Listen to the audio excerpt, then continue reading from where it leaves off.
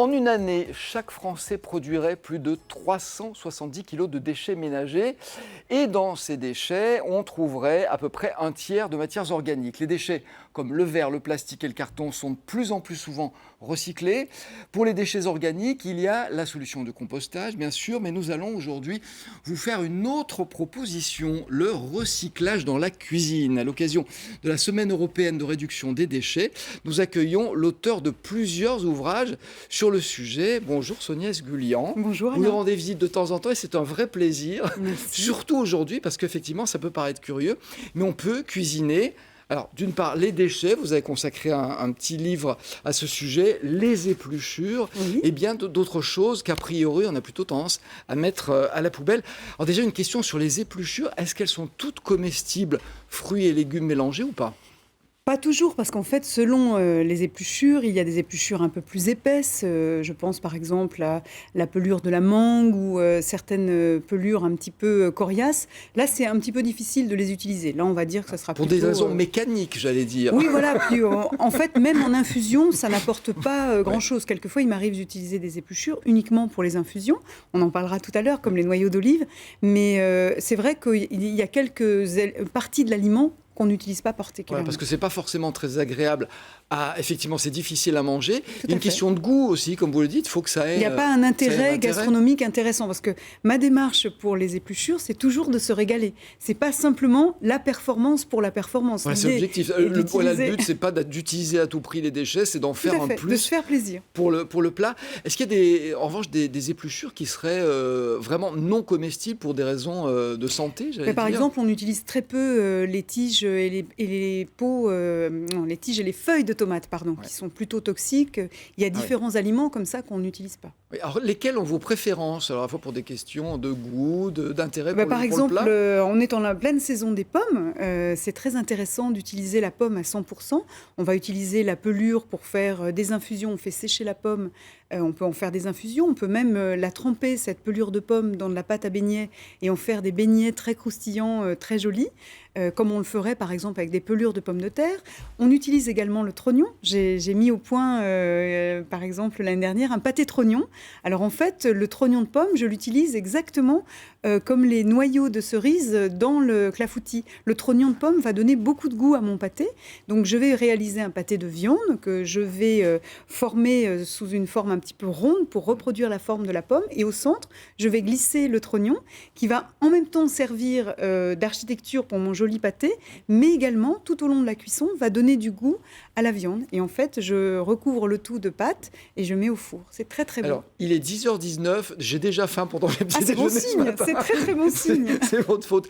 Petite question quand même, sur les peaux qu'on utilise, les pelures, on dit souvent que lorsque les fruits et les légumes sont traités, tous les produits chimiques vont dans la peau. Est-ce que c'est le cas? Est-ce que dans ce cas-là, ça veut dire qu'il faut utiliser des produits bio? C'est vrai que c'est pour ça qu'il faut absolument, pour toutes les recettes qu'on va évoquer pendant l'émission, il faut absolument utiliser des produits non traités. Alors, bio si vous le souhaitez, mais au moins non traités, parce que vous pouvez tout à fait avoir une production sur des maraîchers. Il y a beaucoup de maraîchers aujourd'hui qui n'ont pas de label bio, mais qui proposent des produits absolument non traités, en tout cas non traités chimiquement. Et ça, c'est très très important parce que les pesticides sont vraiment concentrés dans la peau et dans les racines. Ouais, et quand on dit dans la peau, c'est vraiment dedans, il ne suffit pas de les nettoyer, de les laver. Par exemple, on ne pourrait pas brosser vigoureusement les légumes ou les fruits pour les débarrasser des pesticides. D'accord, donc dans ce cas-là, si on utilise les pelures, c'est les pelures de produits bio. Alors, quelques astuces, c'est vrai que dans vos livres, il y a des choses plutôt sympathiques. Il y a des cosses de petits pois farcis, gazpacho de peau de tomate et poivrons, velouté de queue de persil. Déjà, où est-ce que vous avez trouvé ces idées-là? Est-ce que c'est votre expérimentation personnelle ou est-ce que c'est l'héritage de... Il me semble les grands-mères ne faisaient pas ça, si? Je parle souvent de ma grand-mère arménienne qui m'a appris la cuisine, mais j'avais une autre grand-mère, auvergnate, qui m'a appris l'économie. Jusqu'à deux, ça va.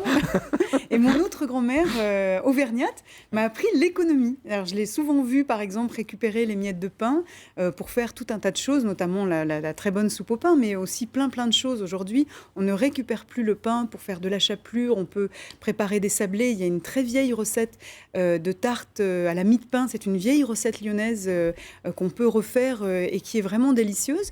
En fait, l'idée pour mon travail autour des épluchures et des restes, ce qui m'intéresse, c'est de faire au départ une sorte de performance culinaire. Donc évidemment, tous les jours, quand j'achète des petits pois, je ne vais pas me mettre à farcir l'Écosse tous les jours de petits pois parce que ça prend énormément de temps, évidemment. Idem, quand je fais une recette avec des noyaux d'olive, ça prend déjà pas mal de temps à dénoyauter, à mettre dans une petite aumônière pour faire un bouillon qui sera parfumé avec ces noyaux d'olive. Je ne le fais pas tous les jours. Mais c'est pour montrer en fait la possibilité d'utiliser régulièrement des épluchures. Celles que j'utilise le plus souvent, vous parliez tout à l'heure des tiges d'herbes aromatiques. En fait, à chaque fois que je reviens du marché avec du persil, de la coriandre ou autre, je coupe les tiges de ma botte de persil. Et alors, soit j'en ai besoin tout de suite pour faire un bouillon ou des préparations, soit je peux conserver au congélateur ces tiges et je les utilise régulièrement. Ce qui est important, c'est d'avoir des réflexes, en fait, de ne pas jeter simplement le verre de poireau parce qu'on va pouvoir faire un bouquet garni. Même, par exemple, pour le poireau, les petites racines, c'est très amusant. Il faut les laver soigneusement dans de l'eau avec du gros sel, bien les débarrasser de la terre et vous les faites frire. C'est hyper rigolo parce que vous avez une sorte de petite chose tout ébouriffée que vous allez poser sur vos poireaux vinaigrettes. Ça va surprendre vos invités ou vos enfants. Et c'est très bon. Esthétique et un goût que nouveau. Les petites racines, des goûts auxquels on n'a pas forcément l'habitude. Alors c'est qu'on parle des épluchures. Il y a un bouquin sur les déchets, par exemple, des choses hallucinantes. La peau du saumon. On n'imagine pas manger la peau du saumon, ou alors s'il y a peut-être des gens qui aiment, mais a priori c'est quelque chose qu'on jette parce que c'est visqueux, c'est très gras. Vous la réutilisez ? Alors c'est très bon la peau du saumon, alors toujours pareil, hein, un bon saumon, pas un saumon d'élevage qui a été élevé avec des boulettes pas très catholiques. Voilà. On va si dire possible que du c'est saumon un très sauvage. Bon saumon sauvage. En fait l'idée là c'est de récupérer le saumon et de voir à quel point c'est très bon quand on va le faire sécher au four. En fait c'est simple, je récupère la peau du saumon. Je gratte, en fait, comme vous le disiez, à l'intérieur de la peau, il y a une partie un petit peu, effectivement, un peu gélatineuse, un peu gluante, qu'on l'enlève. Je coupe des morceaux, des carrés, je vais ensuite les rouler pour obtenir des petits cornets. Je vais mettre un petit peu de papier aluminium pour bien garder la forme de ces cornets et je mets au four. Quelques minutes, à 200 degrés, 3-4 minutes selon la taille du cornet. Et là, donc, la peau va durcir. J'enlève le papier aluminium et ensuite je farcis. Alors moi j'aime bien par exemple faire un petit tartare, le mettre à l'intérieur et proposer à mes invités de découvrir ce petit cornet. Alors au départ les gens dégustent que le tartare de la chair du saumon et ensuite je leur dis mais le cornet est comestible. Il s'attaque au cornet. Puisqu'on est dans les poissons, arrête de sardines croustillantes sur canapé. On dit ça se mange pas les arêtes. Mais bien sûr que si. Mais bien sûr que si. Alors pas des sardines géantes, hein, évidemment, c'est les petites sardines de Méditerranée qui mesurent une dizaine de centimètres. Oui, on ne s'étrangle pas avec dans ce cas-là. On mange même la tête parce que c'est très bon. En fait, il faut lever les filets de sardines. Soigneusement nettoyer sous un filet d'eau fraîche cette arête avec la tête et avec les nageoires, surtout la nageoire de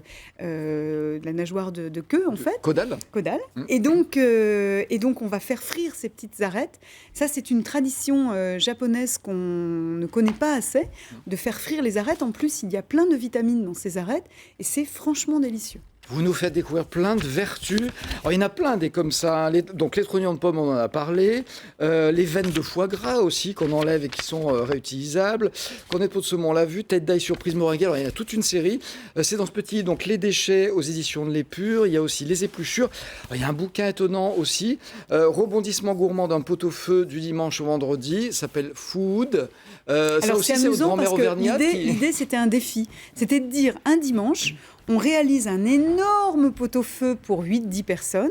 On est 4, c'est pas grave. Et on garde les restes pour justement préparer ces restes pour 5 jours. Alors là, le défi, c'est du lundi chaque fois. au vendredi, réaccommoder les restes et surprendre en fait les invités, se surprendre même soi-même en se disant qu'est-ce que je peux faire pour redécouvrir mon pot-au-feu sous plein de formes. Alors, des petites ravioles, des gratins, enfin tout un tas de présentations qui permettent de montrer à quel point le recyclage peut être aussi très innovant. Ça, c'est très beau. Et un dernier mot, justement, parce qu'on parle de recyclage, Oui. le recyclage des emballages. Donc, il y a un bouquin que vous avez édité qui s'appelle Stop au gaspillage alimentaire.